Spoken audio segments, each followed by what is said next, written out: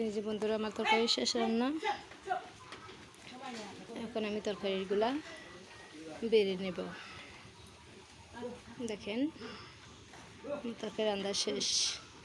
ইলিশ মাছ দিয়ে বন্ধুরা ঝোল কম খাই, তাই ঝোল কম রাখছি।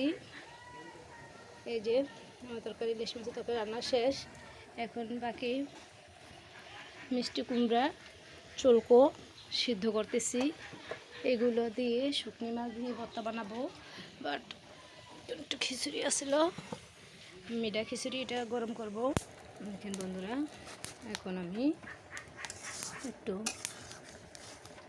পোলাও চাল দিয়ে দুধ দিয়া মানে চিনি পাকাইছিল, ওই চিনিটা একটু গরম করতেছি। ফ্রিজে রাখছিল তো ঠান্ডা ছিল, এটা একটু গরম নিচ্ছি। গরম দিয়ে একটু বানাবো, খাবে।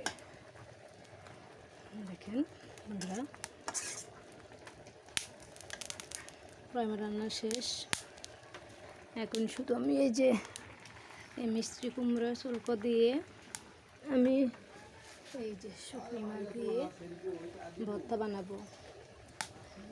শিলপাটা দিয়ে ভর্তাটা খাইলে অনেক ভালো লাগে।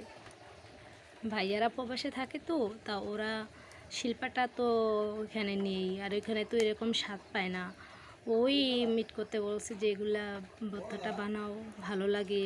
যেমন কালকে কাঁঠালের বিচির ভর্তা, তাছাড়া শুকনি মাছের ভর্তা, চিংড়ি মাছের ভর্তা, বিভিন্ন ধরনের ভর্তা ওরা